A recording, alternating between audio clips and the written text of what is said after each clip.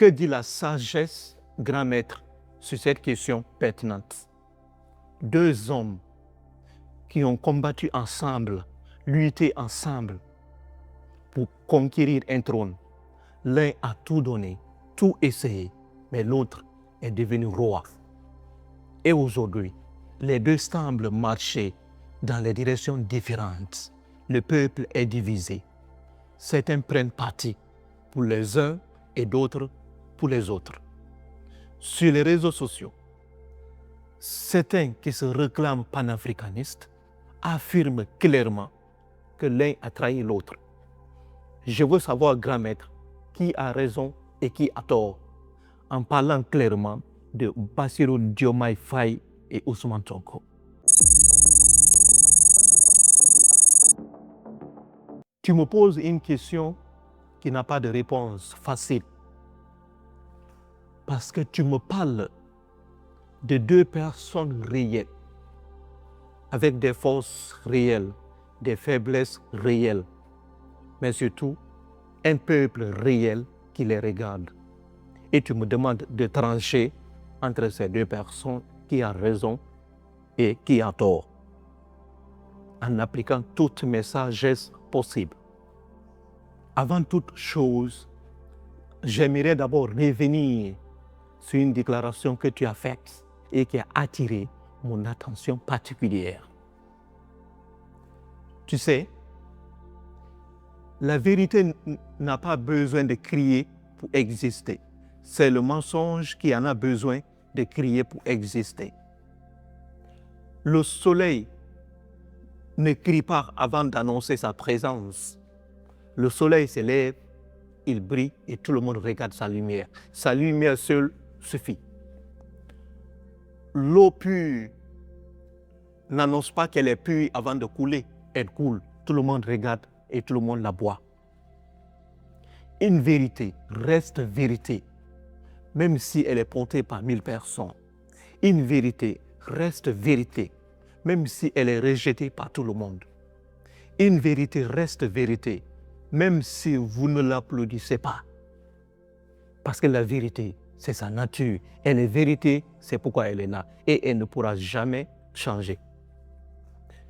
Le mensonge est fragile, très fragile. C'est comme une maison qui est construite sur du sable. Elle ne tiendra que très peu, parce que vous êtes obligé de la protéger. C'est pourquoi ceux qui mentent passent tout leur temps à répéter, à crier, à insulter, à convaincre. Parce que plus une chose est vide, plus elle fait énormément de bruit pour prouver sa présence. Un tambour vide fait plus de bruit qu'un tambour rempli. En parlant toujours des réseaux sociaux, il faut comprendre cette vérité aussi. Les réseaux sociaux sont l'endroit parfait où tout le monde crie, où chacun crie, mais très peu cherchent la vérité. Et lorsque 1000 personnes, 1000 voix parlent en même temps, la sagesse ne cherche pas la voix la plus forte. La sagesse cherche la voix la plus juste. Et la voix la plus juste, généralement, cette voix n'est pas la voix la plus bruyante. Donc, un sage observe, regarde, analyse avant de choisir un camp. C'est ça l'objectif ultime de la sagesse. On ne se fixe pas sur les réseaux sociaux, on regarde les faits. Seuls les faits nous libèrent. C'est ça l'objectif ultime de la sagesse. Parce qu'une vérité ne devient pas vérité parce qu'elle est portée par tout le monde, c'est sa nature. L'erreur ne devient pas vraie parce qu'elle est portée par 1 million de personnes. Donc, réfléchis bien avant de trancher sur une question.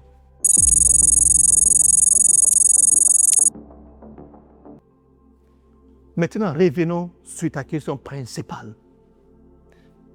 Tu m'as posé une question complète qui mérite une réponse complète. Car une question complète mérite une réponse complète. Une question incomplète mérite une réponse incomplète. Mais on va donner une réponse complète en s'appuyant sur une sagesse extrêmement élevée pour trancher entre ces deux personnes. À la fin de la vidéo, je vous dirai qui a raison et qui a tort, avec une lucidité sans égale. Commençons d'abord par le premier point.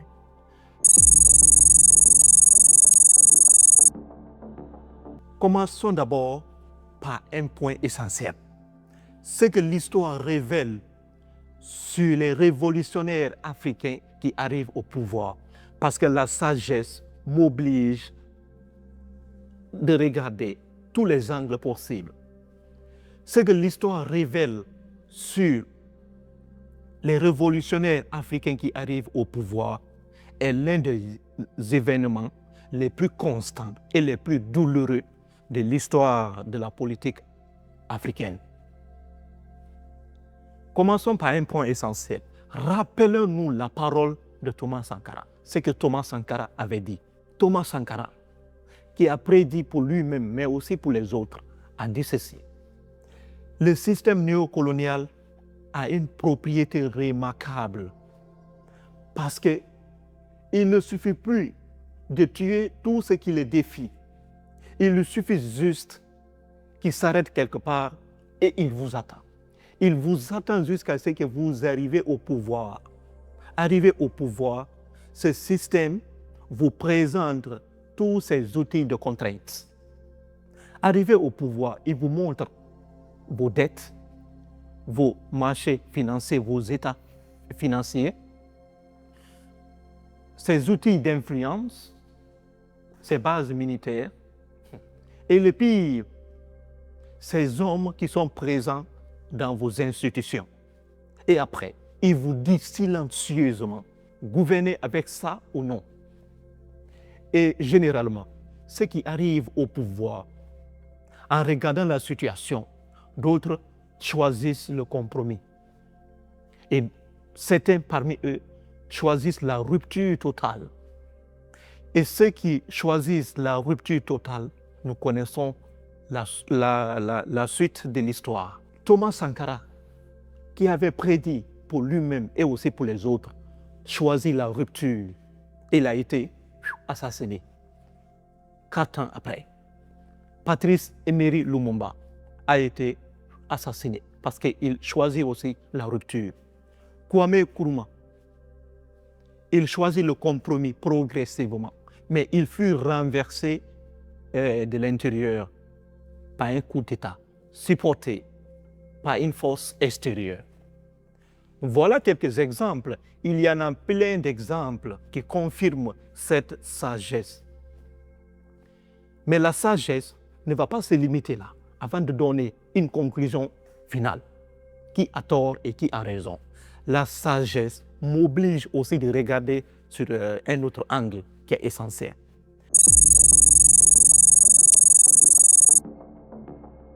Ce que l'histoire dit aussi sur certains dirigeants qui arrivent au pouvoir par l'aide de ses amis, grâce à l'aide de ses amis, et qu'on leur parle de trahison.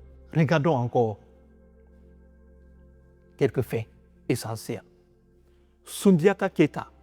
Soundiata Keita construisit l'empire du Mali avec l'appui de ses alliés fidèles. Et quelques mois après, ces mêmes alliés, certains crurent que leur contribution leur donnerait un contrôle absolu sur la décision du roi. Voici ce que Soundiata Keita leur aurait dit. Attention, vous avez contribué à cette victoire. Je suis reconnaissant.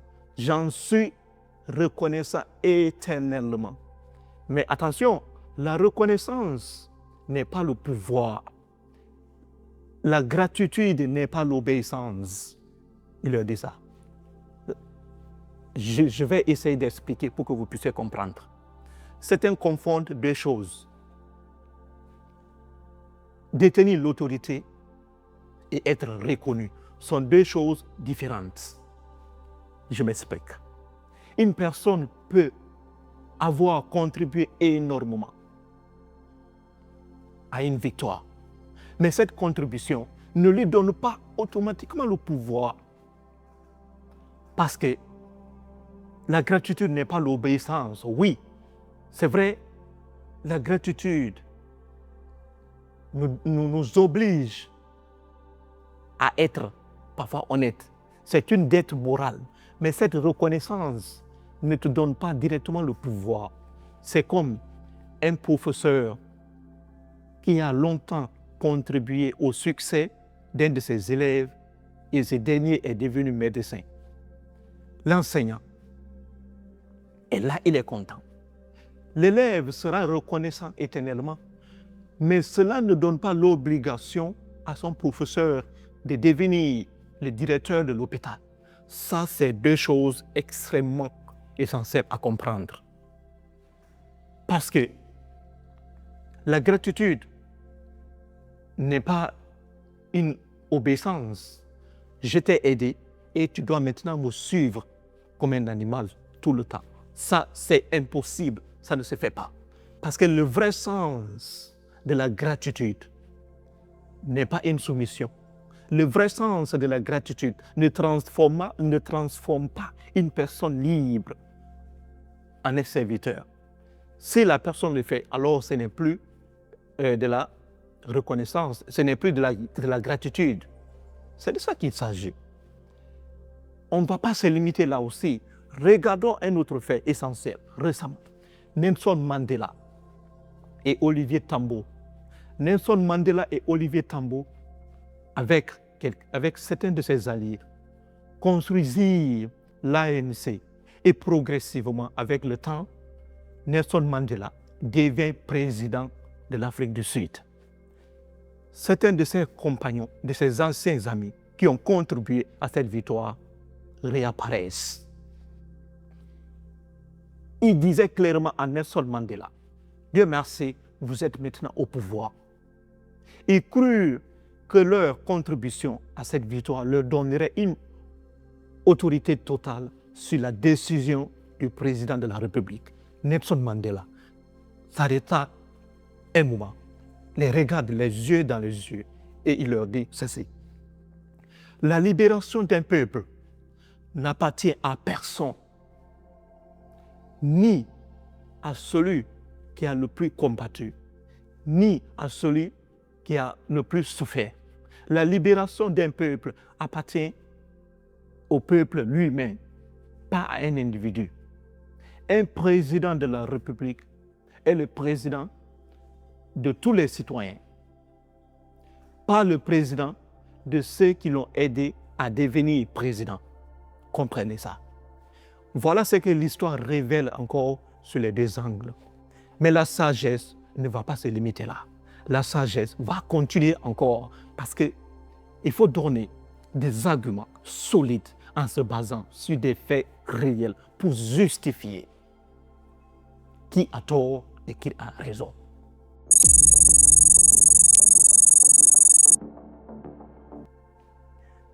On va maintenant attaquer le cœur même du problème. Je vais vous donner 4 vérités de sagesse. Je vais élever le niveau de sagesse pour que vous puissiez comprendre cette histoire du fond, parce qu'il faut comprendre avant de trancher. La première vérité que je vais vous donner, d'abord abonnez-vous. Si vous vous abonnez, je vais continuer. Sinon moi, je vais me limiter là, parce qu'il faut t'abonner. Abonnez-vous avant que je ne continue, parce que si vous ne vous abonnez pas, je ne vais pas continuer. Abonne-toi d'abord.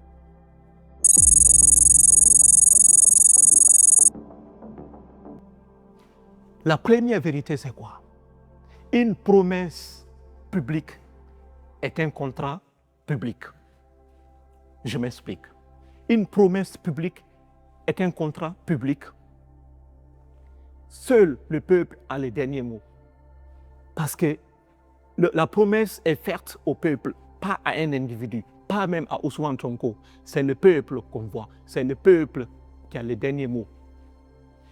Lorsqu'une personne fait une promesse à une autre personne, ça devient une affaire privée, pas une affaire publique. Il faut bien comprendre ça. Mais lorsqu'une personne affirme publiquement, fait une promesse publiquement à un peuple, alors ce n'est plus une affaire privée, mais c'est une affaire publique entre lui et le peuple. Quand Ousmane Sonko dit clairement que Bassirou Diomaye Faye a trahi le projet commun, il oublie clairement que le projet commun ne l'appartenait pas. Ce projet appartenait au peuple sénégalais. Pourquoi? Parce que c'est le peuple sénégalais qui y a cru. C'est le peuple sénégalais qui a voté. C'est le peuple sénégalais qui a longtemps souffert pour donner la place à ceux qui possédaient le projet de diriger librement. Donc, ça n'a rien à voir avec Ousmane Sonko. Parce que cela était une promesse publique. Si Bassirou Diomaye Faye et Ousmane Sonko ont parlé du franc CFA, on parlait du système néocolonial, la sortie dans ce système néocolonial. Si ils ont parlé d'une rupture totale, d'auditer les dettes cachées, et ce projet retarde encore, ce n'est pas à Ousmane Sonko que Bassirou Diomaye Faye doit expliquer. C'est au peuple sénégalais que Bassirou Diomaye Faye doit expliquer. Parce que c'est le peuple qui trahit, c'est le peuple qui attend. Parce que c'est le peuple qui attend. Le peuple attend des explications. Bassirou Diomaye Faye n'a pas le droit de donner une explication à Ousmane Sonko parce que le projet est public, ça appartient au peuple sénégalais. Voilà la première vérité.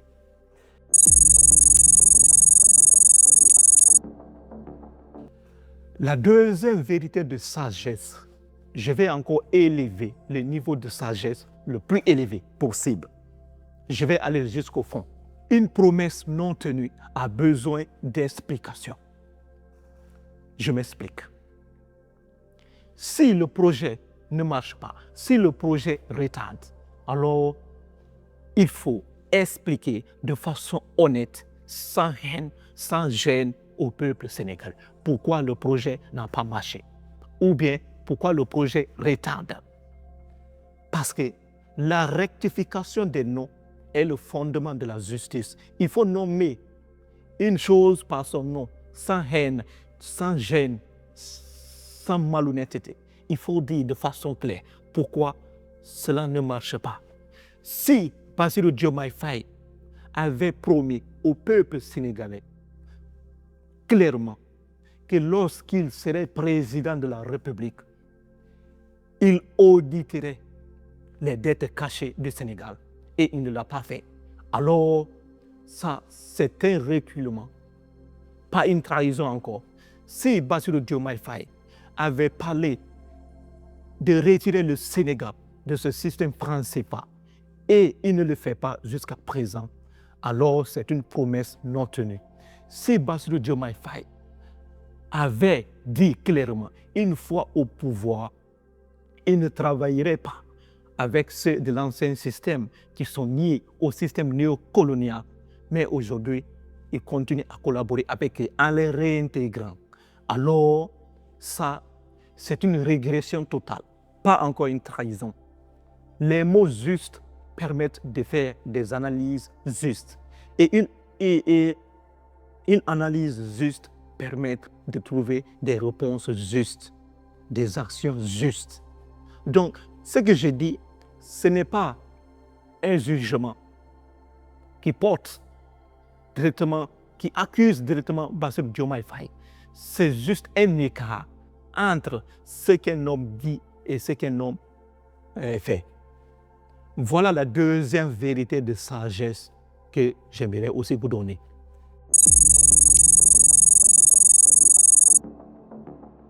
la troisième vérité, ultime encore, parce que c'est 4 vérités. Abonnez-vous. Si vous vous abonnez, je vais continuer. Sinon, je ne vais pas continuer. Abonnez-vous. La troisième vérité, c'est quoi? Un projet sans stratégie de résistance n'est pas encore révolutionnaire.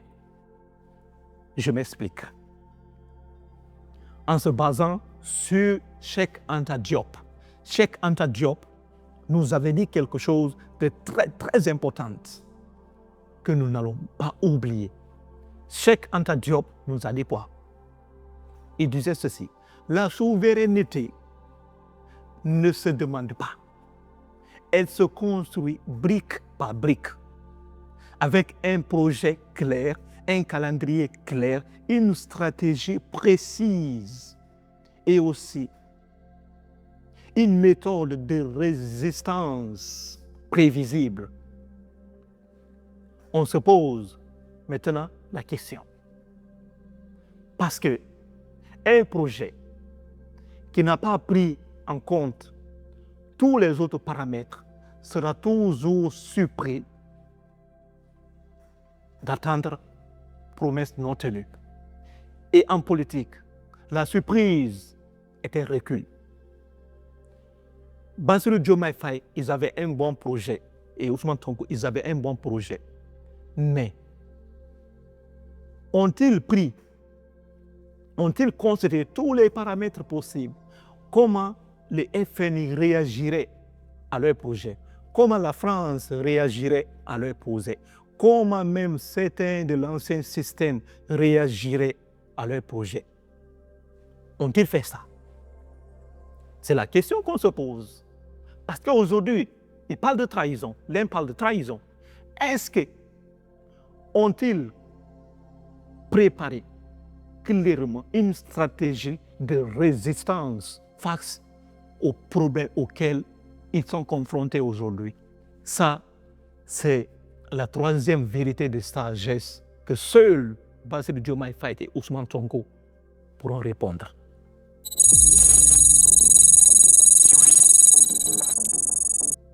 On passe sur la quatrième vérité, ultime, mais abonnez-vous. Si vous ne vous abonnez pas, je ne vais pas continuer. Il faut vous abonner. Abonnez-vous massivement.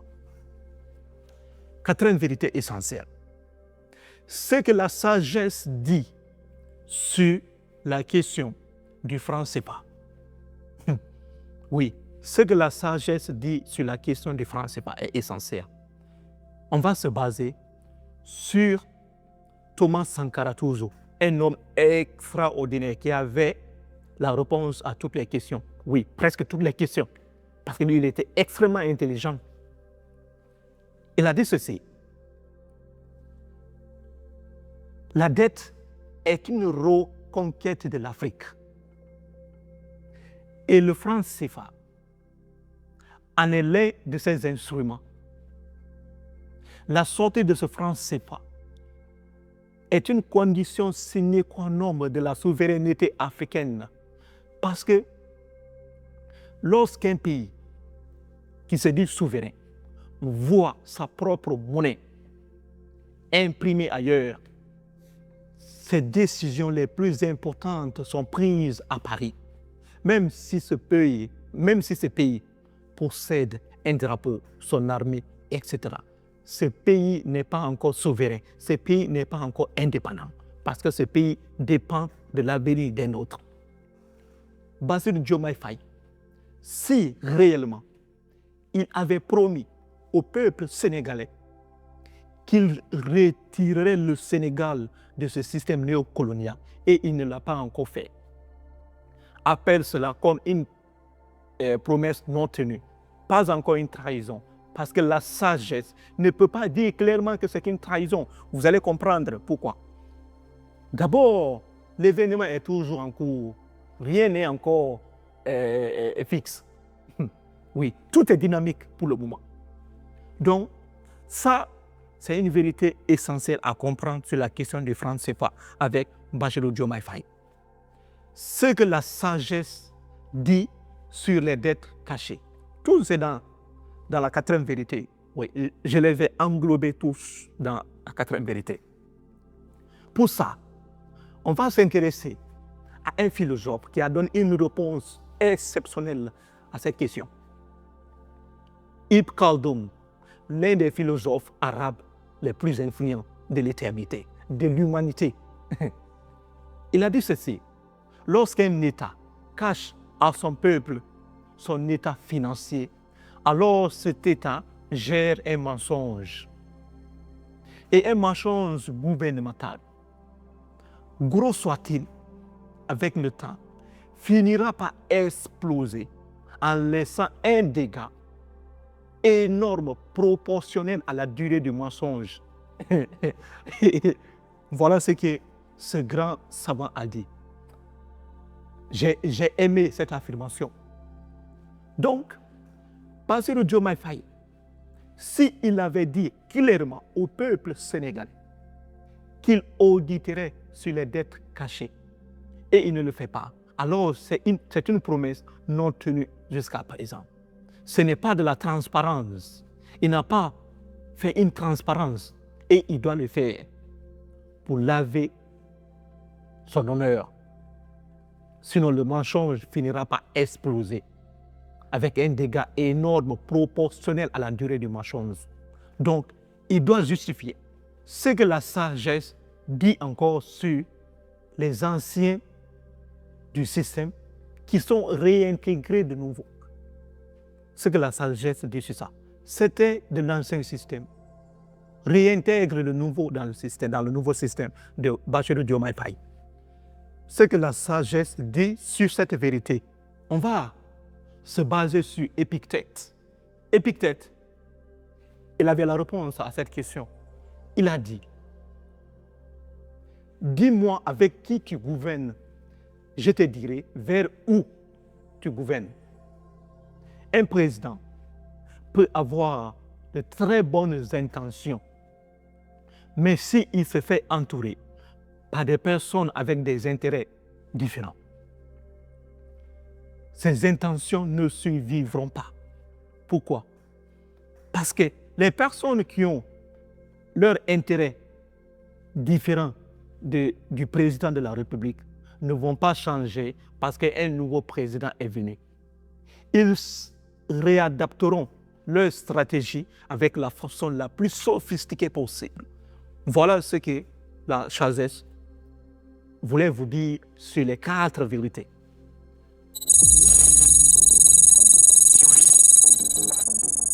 Maintenant, la fin. On va trancher. Qui a raison et qui a tort entre Bassirou Diomaye Faye et Ousmane Sonko? C'est la vérité finale. En regardant les faits, si le franc CFA, la sortie de ce système, n'est plus dans leur priorité, si combattre le système néocolonial n'est plus dans leur priorité, si les anciens du système sont réintégrés, ils ne font plus de débats sur ça. Alors, appelle ça par une promesse non tenue, par une régression. Ce n'est pas encore une trahison, parce que l'événement continue encore. L'événement n'est pas encore fini. Il est toujours président Bassirou Diomaye Faye. La sagesse ne peut pas trancher clairement qui a raison et qui a tort. Pourquoi? Parce que la sagesse ne connaît pas les conversations privées de chacun de ces deux. La sagesse ne connaît pas les conversations privées de Ousmane Sonko et aussi de Bassirou Diomaye Faye. La sagesse ne connaît pas les pressions que Bassirou Diomaye Faye traverse chaque jour, chaque nuit, avant de trancher. C'est extrêmement important avant de dire qui a tort et qui a raison, parce que la sagesse nous oblige à voir tous les angles possibles.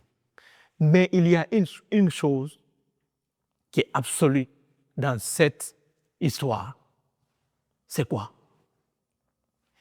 Un président qui change de camp, un président qui change de cap sans explication à son peuple, alors c'est un manque de respect à son peuple. Il doit justifier par A plus B pourquoi il a changé de stratégie. Qu'est-ce qui ne va pas? S'il ne le dit pas, alors il n'a aucun respect pour son peuple.